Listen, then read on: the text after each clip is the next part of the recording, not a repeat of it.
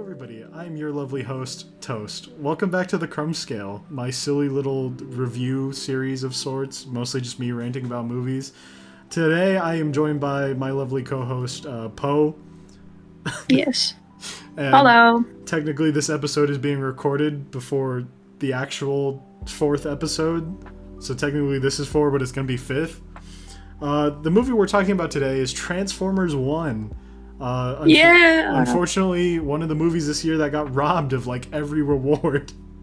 Wait, it did? Yeah. No. Yeah, it wasn't even like nominated, I'm pretty sure. Oh no, it was a great movie. It was.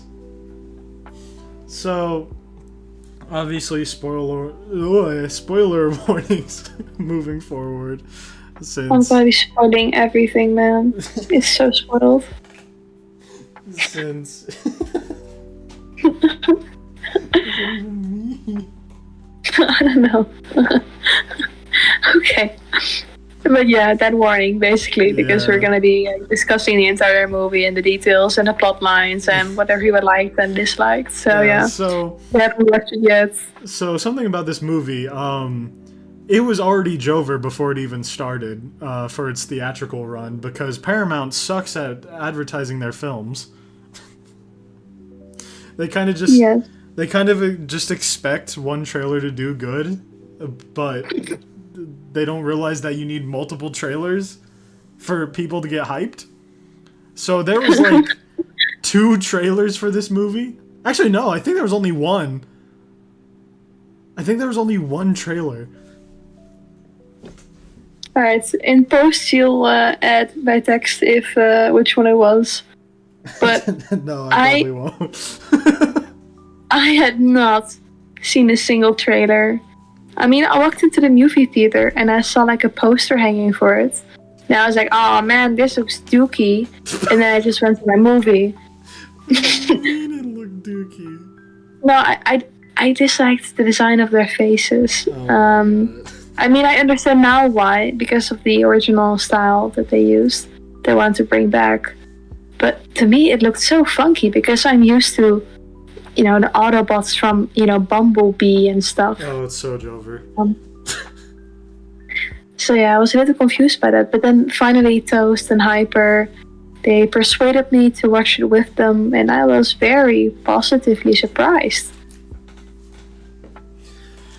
Yeah, I remember because I kept telling you, hey, go watch this movie. And you're like, I don't know. Yeah, and then you guys were about to start watching it without me. I was like, guys. Well, it's because we wanted to watch it and you weren't there. Yeah, but I was like, oh yeah, I'm gonna be there around 12. And it was 12, you guys were like, oh yeah, we almost started without you. So, yeah. So, this film is basically Hasbro's attempt to revive the IP, kind of. Even though that's what the live-action films were also about. It is a fantastic revival and, like, rewriting of the story, since they do change it from how it used to be. But nobody saw it, because they suck at advertising, and everyone thought this movie was something else, because of something that I think genuinely should probably be made illegal one day, and it's trailers lying. Oh no. I am of the firm belief that trailers should not be allowed to, like, actually just put out blatant misinformation. And so what was the movie? So, the trailer marked it out to be a kids' comedy film. Oh, okay. Like for one thing, the scene where Darkwing goes to kidnap Pax and D16. In the movie, he says, minors, but in the trailer, they blatantly changed the scene, and gave him voice lines. So he's like, you two, come with me, report to waste management. And it's like, he doesn't say that. Oh, minors. Like, he doesn't say that. It's actually just blatantly lying. And it's so upsetting. Because this movie is so good. I remember seeing that first trailer. I didn't want to watch this movie. I genuinely was not, like, gonna skip it. And then I heard everyone saying it was peak. And then my Transformers friends, Gecko and Jay, were like, oh, it's like really good. So I was like, all right, I guess I'll go see it. So I saw it and it was peak. It was peak, yeah. So upset. Well, the movie starts out with the main character, the truck guy. I'm going to dirt. He's like going through this archive, and he's at one point he gets found by these two security bots, and he's like, "Watch me transform!" And then he does this little scene where he's like almost transforming, and they're like confused, but then he just runs off. And then I knew, oh, this is gonna be a great movie. I saw that. I was like, oh, this is peak. Actually, peak humor already, and it does have like some jokes don't land, but in my opinion, they are peak. And it's just a love letter to Transformers in general, because I don't think a lot of people who haven't seen the movie realize this, or even people who have but don't know Transformers. Literally, almost all the music in this is reused from older Transformers stuff. Like, the theme that plays when Optimus is, like, becoming Optimus, and all the primes are floating out. That's the theme song from, like, Transformers Prime. That's, like, the TV show. And it's just one big love letter to Transformers, and it is so good. I loved every minute of this, and being a Transformers fan myself, I was in love with this movie. It is everything I've wanted in a Transformers movie for, like, ages. Yeah. No, I when I was a child, I used to watch Transformers a lot with my father. But then I guess it kind of fell off. I never really watched it anymore. Well, maybe once I watched Bumblebee, because that's just a big movie. Oh yeah, Bumblebee is peak. That's like the best live action one. Exactly. But yeah, this one, I think I might actually be getting into Transformers a little bit more. Yeah, I'm gonna annoy you so much about Transformers. Oh no, please don't. No. You know what? I'm gonna start watching Transformers with you.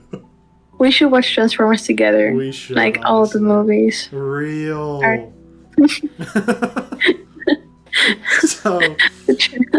Crumb series. So, even more like funny things that proves that this is just a love letter. In the scene where like they first go to the mines, they make a reference to the original animated movie, and apparently a lot of people didn't realize this, but I noticed this like immediately when I watched the movie, because it made me fall in love just immediately. Because first you had that awesome opening, and then this. Oh, it was peak. But when Pax and Dee get to the mines and they're talking to Alita, Pax is like, oh, I'm going to mine so much energon. Like, it's going to be too much. And then she just says, you don't got the touch or the power. And I immediately recognized it was a reference to the touch. And I was like, oh, this is peak. Oh, I remember you yelling about it. Yeah, actually, absolute cinema. Once I heard that, I was like, oh my god, I love this. Like, if anyone was there, if anyone would have been there in the theater when I went to see this movie, I actually had to stop myself from like being like, yeah! No, I didn't really get a lot of references because, as mentioned before, I'm not the biggest diehard Transformers fan. I will change this. The movie, it really does it does a very good job of like drawing in people, and even though you don't really know that much of the history of Transformers, they do a great way of educating people. Like, okay, these are the Primus, these are the you know what I mean. Yeah, they're like the primes. Yes, exactly. They explain very well what their role is and what the energon is and the planet and the opponents, and they do a very well job of just letting people with no knowledge into the universe. And yeah, I'll tell you about it. It is a great start if you're looking to get into Transformers. just don't go into the shows expecting a lot. I'm just gonna say that now. Okay. Because Hasbro really likes screwing over Transformers shows. Oh no. But I'll talk about that a different day. So, another thing about this movie, going forward, I think the craziest thing you learn in this movie is that Fentanyl Crime himself, Mr. Sentinel, one, he's not a prime. So, continuing the movie recap that Poe was doing, eventually when they get sent down to the sub level after the miners scene, they meet Bumblebee. Yes. He has his friends. He has his made up friends that he pieced together from garbage, and they accidentally find out that one of the friends has a message from Alpha Trion, or whatever his name was. I think it was Alpha Trion. And it's like it's a distress signal on the surface where the Matrix supposedly is. And Pax is like, let's go. Take this to Sentinel. Yeah. We have to take this to Sentinel. Yeah. So they make their way up into the garbage channel and they get onto the train. But then Elida gets in and the train just starts driving. Oh, yeah, because it's an automatic train. Yeah. But then they get above ground and they're like, oh yeah, we'll probably run into Sentinel. And they go through this beautiful landscape. It was amazing world building. They have some funny moments, but then finally arrive at the cave where the Matrix supposedly is supposed to be. And they go in and they just find all of these corpses of the primes, and they're just wandering around oh, this is so bad. And then they see the blinking, you see these sort of a blinking signal, so they feed, I think that was Alpha, right? They gave the old man a perk 30 and he came back to life. Yeah. They did. And he was he was looking around oh my god, my poor friends, I failed you. And then he stands up to the little miners and he's like, where are your cocks? Where are your transformation cocks? Yeah, so this is where they reveal that they never had cogs, but then Alpha Trion, this old ancient man, is Transformers always have cogs. So this is where it's revealed that Fentanyl Crime, he created racism and segregation. So he just created slavery out of nowhere. He just took their cogs away before they were turned born. on. Yeah. So obviously this is no way, he's our hero, but it turns out he's just a rat. He was the Prime's secretary. Yeah. Where's my cock? Where's my cock gone? So no. He sends them. So we find out. Oh, yeah, you go first. Oh, thank you, Tosh. No problem. Alpha is he's a traitor. And so he shows this whole scene of Fentanyl just betraying them by literally backstabbing him during an attack. Mm-hmm. Because he made a pact with these alien things. Yeah, what are they called? The tentacle monsters. Yes, the monsters. And then they go outside. He's see for yourself. And we see this giant alien, almost organic ship landing, and the monsters flowing out. And then the trains arrive. And then the miners are really excited, oh my god, Sentinel Prime, he's here. And then he just bows down to these monsters. He bows. And then the guy, what's his name? I'm just gonna call him Buckethead. Buckethead? Buckethead. He's like, he starts tweaking. He's like, I won't stand for this. And then the spider lady catches them like with. Are you talking about D16? Yes. Megatron? Yes. Yeah, he doesn't stand on this business, so he... No. So he stands up, and that movement catches the eye of the spider lady. So they head back into the cave, but after a while, well, the alpha fentanyl guy, and spider. Before that happens, Alpha Man gives them cogs from his dead friends. You can have my dead friend's cog. Yeah, and he gives them like dust, like magic dust that's supposed to be their evidence. They lose it later, so it doesn't matter. Yeah, I think he put it on like a hard drive or something. He put it in like a watch. Yeah. Yeah, but he eventually gets captured because fentanyl crimes lackey, spider woman, arachnid. Wood. Oh, palm. I mean, fair. She shows up. She kidnaps him. He eventually dies. They start heading back to the city. They get jumped. Yeah, they get jumped, and then they're in like this. What's it? The dome? Like a stone It's like a kind of dome. abandoned ship thing. And this is where the Decepticons, but this is like before they're Decepticons. So they're called, they like, were the High supposed to be like. Guard. Yes. Yeah, and this is where like Starscream, Shockwave, Soundwave are introduced. Eventually D16 starts showing his darker side because he almost kills Starscream. Yeah. He's like, you guys want this pussy for a leader? And they're like, hell no. So now they follow D16. But lo and behold, there is Spider Lady again with like a whole gang, and they're just like drones flying into. They just jump them, and everyone gets captured except like a few.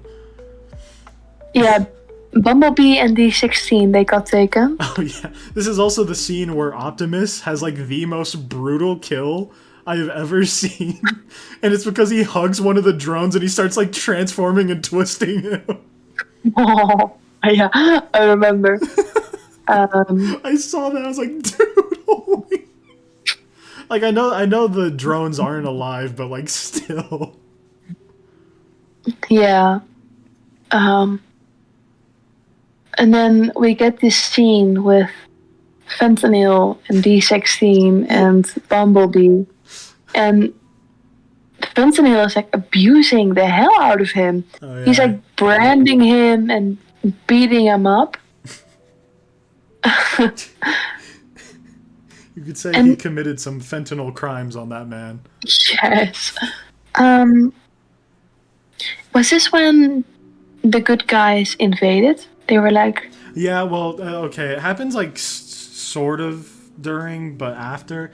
So Orion goes to the miners and he gives a speech. This is like his first signs of being Optimus Prime. Autism Prime. This is the first time he shows like signs of that. Honestly, Chris Hemsworth did a great job as like an Optimus voice. Because he said he didn't try to be like Peter Cullen, which honestly fair on him. But in moments, he genuinely sounded like a younger Peter Cullen. And I was like, dude, this guy was made to be a young Optimus. Yeah. So he goes to the miners. He gives them like a rallying speech. He's like, he quotes the dude, Alpha Man from earlier, saying, "It's not about the cog, but the spark." But the spark inside your core. Yeah, and everyone's like, "Orion, Pax, yeah!" And they're willing to die for this man, even though he like annoyed them a couple days earlier. They hate him. Yeah. They're like, "Oh, there's Orion again." I think the only one that didn't hate him was like Jazz, and that's because he saved his life. Yeah. So they go to the rescue for the High Guard because they're like invading. Eventually all the High Guard that was kidnapped are freed and they start fighting. Then Fentanyl Crime reveals to D16 that he stole Megatronus's cog.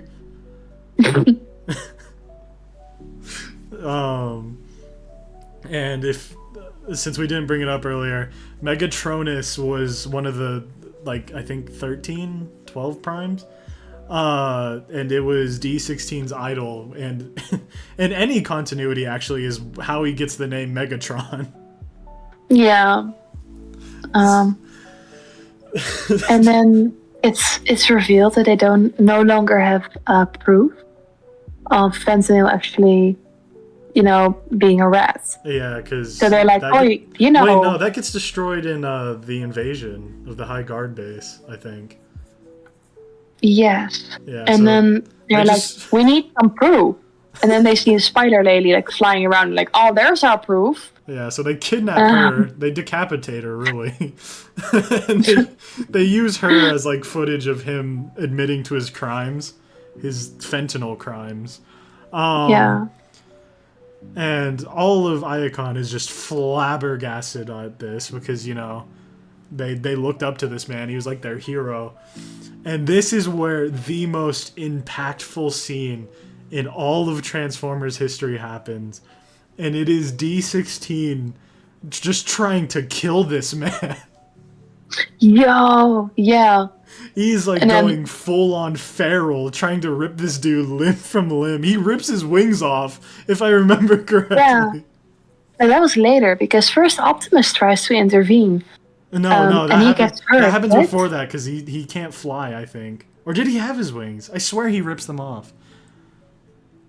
I just know he doesn't fly after, because he begs D16. He's like, wait, we could rule Iacon together. You don't gotta do this.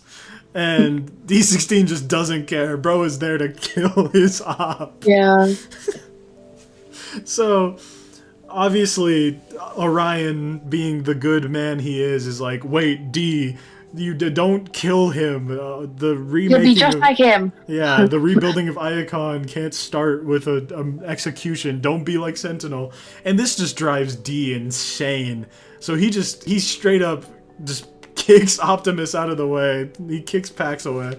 And he goes to shoot Sentinel. And Pax just dies because he jumps in the way and his arm is just completely cut off. Like his chest. He's just like hanging. Yeah. He's like hanging from the ledge. And then D16, he like starts tweaking. He's like, yeah, no, he's like, why did you do I it? am a nerd. He's like, why did you do it? I won't save you anymore. Yeah. And then he drops Pax and everyone's like, no, Optimus! And then we get this like scene of Orion Pax just falling down, I guess, into the center of the Earth. This is the most beautiful and perfect scene in all of Transformers. Because you're just getting flashes of Pax falling into Cybertron. Personally, I really like to believe that him falling and everything like moving out of the way wasn't just the planet moving and shifting. I genuinely think it's Primus like pulling him down so that he can give him the Matrix. But you just see flashes of Optimus going to Primus, like the core of Cybertron, and Megatron just fully accepting who he is. And the music is perfect. I've said it before, it's kind of cringe saying it out loud. Every time I hear this song and see this scene, I genuinely want to cry. It is so peak. Like, it's everything I've ever wanted. And it's insane too, because I love that like animators and stuff can get away with like brutalities when it's robots. Because you see D16 pick this man Sentinel up and just tear him in half. Like, you see his spine and everything, and he just throws him to the ground. And the music, it's genuine. I can't get over how perfect it is. Because the second this happens, it just starts flaring up. And you know exactly where this is going. D16 rips the cog out of Sentinel. And he's like, the age of primes has ended. No more false prophets. Follow me and you'll never go hungry again. And then Optimus Prime rises, and Yeah, he's like, literally. Arise, Optimus Prime, because Primus gives him the Matrix.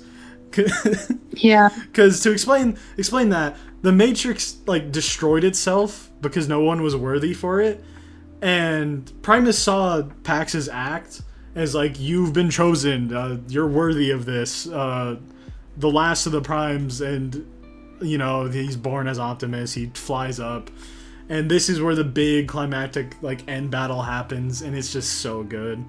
I love but it. what I didn't understand is, okay, so they have the matrix of leadership, right? Yeah. Which makes the energon flow again. Which was the whole reason why D16 and Orion went out in the first place, so they could get the energon flowing again. Yeah. But then somehow Megatronus now. No. Is So to explain Seth? that, I can actually explain this to anyone who might be confused with Poe. The whole reason why he's still mad is because earlier in the film, before they get jumped by the High Guard, he is openly stating he never wants to like follow a leader ever again. So he becomes one? Yeah, basically, it's the whole thing is that he's a hypocrite, and that he's too lost in his like obsession with killing Sentinel. He just, moving forward after that moment, after he admits that, he is not afraid to kill anyone who doesn't believe what he believes in. That's why they're like worried when he's blasting all the stuff. They're like, he's gonna kill everyone, and when they go to stop him, he's like, it's not over until all of like his followers are dead. So he's just openly about to like kill a ton of people. Like, so that's why he keeps fighting after, because even though the energon is gonna flow again, he's just not. He doesn't stand on this business. In fact, he tries to kill Optimus multiple times during their fight.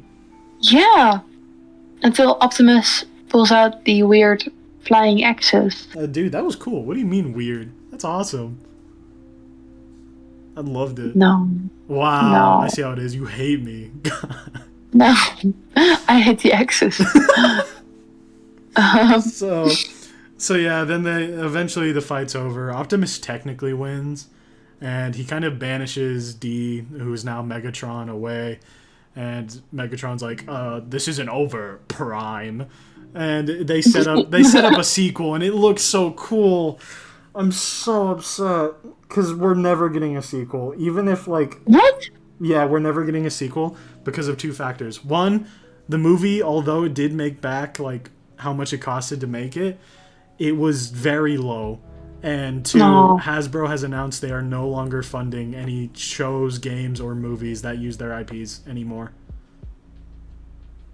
Like, people can still make shows and movies about their IPs, but they will not get funded by Hasbro themselves no more. So a sequel is unlikely. It's very upsetting. GoFundMe. It's a GoFundMe. I don't think that's gonna work. So yeah, unfortunately, we're never getting another beautiful movie in this story because it looks so peak. Because you get the after credits with the Decepticons, and it's just it's so perfect, and I'm so upset. But yeah, now that the summary is kind of over, which honestly we probably could have done quicker. But the reason why I kind of allowed it this time was because of just how good this movie is. I really want a sequel, but I know it's probably unlikely. But if it was, please give it. It's so good. So, pros about the movie. It is a beautiful retelling of the origins of Optimus and Megatron in a new light, where this time around, instead of being an archivist and a gladiator, they are miners. Miner! Yeah. So although I have my preferences, I do kind of prefer the archivist and gladiator thing. I can really see why they went for them being like low-class miners in this movie. Another thing, the visuals, like Poe said earlier, are absolutely stunning, especially on the surface. It's so beautiful.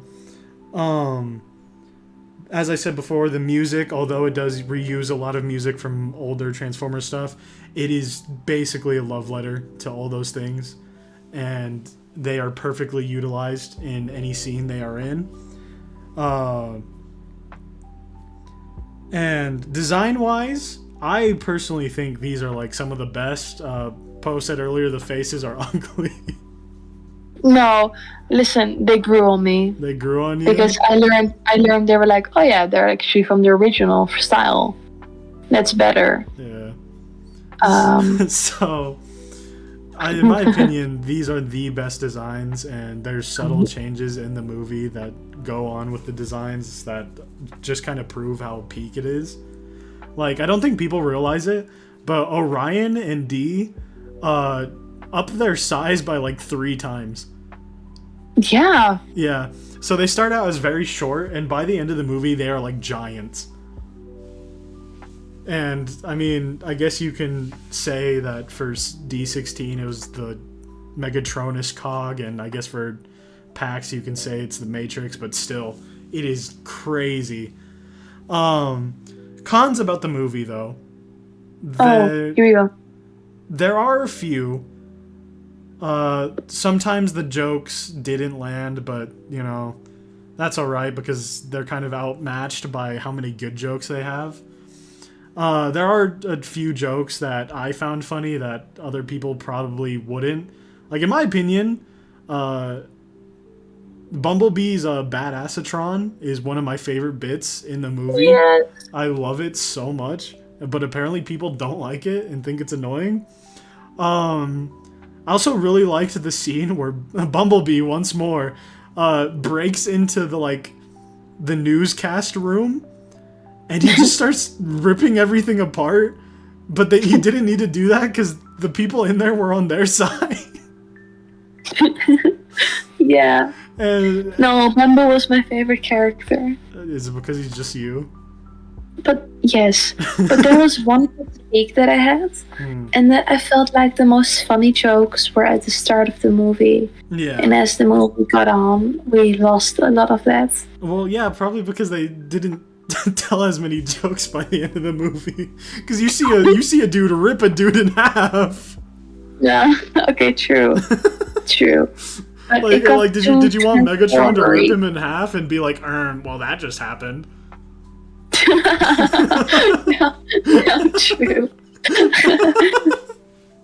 Oh, okay. Another con about the movie, in my opinion, some of the voice actors didn't fit their roles. I mostly had this problem with Shockwave. Like, I'm not saying Bro isn't a good voice actor or anything. His voice didn't feel very Shockwave to me. But then again, I guess I have standards for Shockwave because I'm a big Transformers Prime and the Cybertron games fan. So I have like this bar for Shockwave that is very rarely ever met.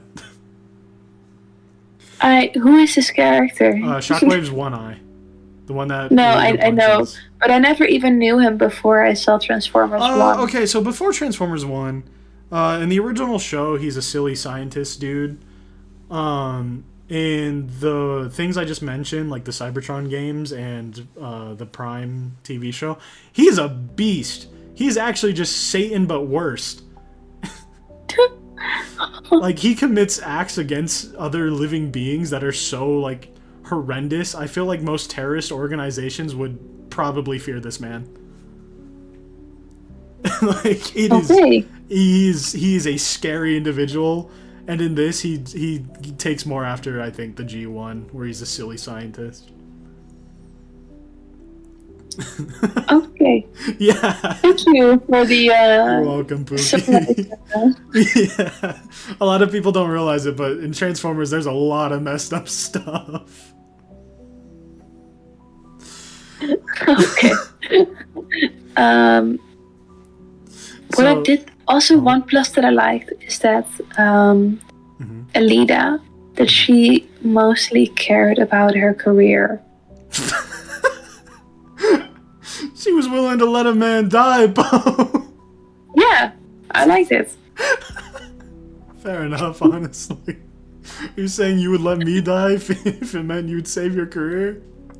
Absolutely. I mean, fair enough, honestly, I suppose. No, not you, Toast. Anyways, yeah. I don't think there's really any other cons that I had with the movie. Oh, well, I mean, there's one, but it's mostly just a nitpick. Why is a race the only thing they have for entertainment? Like, I get it's in line with, like, Transformers and, like, oh, they're vehicles. But I feel like the gladiator rings should have stayed, at least in some form. There should have been other forms, but that, like I said, it's a nitpick. Overall... Yeah, but maybe it's just not shown in the movie. Maybe. There could be that, but I don't know. Overall, movie is absolutely amazing, and I really hope and pray that one day it gets a sequel, but knowing Hasbro and Paramount, it probably won't, unfortunately. So I guess I will just hold this movie dear to my heart. And now we can get into where it sits on the Crumb scale. In my opinion... 89! In my opinion, I think that for today's Crumb scale, this movie gets a 90 out of 100. It is just that good of a movie, and it deserves so much more love than it got. And somehow Moana 2 made like a billion cajillion more dollars than this movie did. I'm still upset about that. I like that I said 89 and you said 90. So That's funny. Which one we doing? 89 or 90? Okay, I can maybe scale it up to like 89.9. We're doing 90. We don't do that. No. Okay. So, yeah. It sits at a 90. Will the film score change? Probably not, because we're probably not going to get another goated Transformers movie for a long, long time. Yep. Because the next movie, if I remember correctly, is another live-action one, and it is a crossover with G.I. Joe, so I guess be somewhat excited for that, I guess? I don't know. I'm not a big fan of G.I. Joe, so I wouldn't know. Now, I have a friend who I follow on Twitter, and like his entire thing is Transformers, and I believe that he mentioned something like this with like a single shot scene. They set it up at the end of Rise of the Beasts or whatever it was called. Oh, right. Yeah. There was a post-credit scene setting up a G.I. Joe crossover, which they're going to be doing. Okay. Because they announced that they were filming it like ages ago. So, okay, any good? Yeah, so expect that sometime in the near future. Thank you all for whoever sees this for listening to me and my good Pookie Poe just rant about this movie that we both really enjoyed. Yes, it's beautiful. Yeah, I'm not the number one Transformers fan, but I am the number one Transformers 1 fan. Don't worry, Pookie, I'll change that. We're gonna watch so many Transformer things. No, guys, if you hear this, please help. I'll put a link in this. I'll only show you the peak stuff, like Oh no, guys, save me! Help! I was trying to think of something like cringe to say, but the only show I think that's cringe of Transformers is Robots in Disguise, but we don't talk about that. That's like 9/11 for Transformers fans. It was so bad. Okay, let's watch it next time. Maybe let's start with something better, like a movie. Okay. But yeah, thank you for listening to our rant. I had a lot of fun ranting about this one. There's a lot more I would have wanted to say, but, you know, we've been recording for 40 minutes now. It's 2 a.m. for me. Oh, it's so over. But yeah, thank you for listening to our rant. Like I said in every other episode, this is just a silly little side channel. Go subscribe to the main channel. It's a lot more fun. And yeah, I think that's all I gotta say. Bye-bye. Yes. Bye-bye.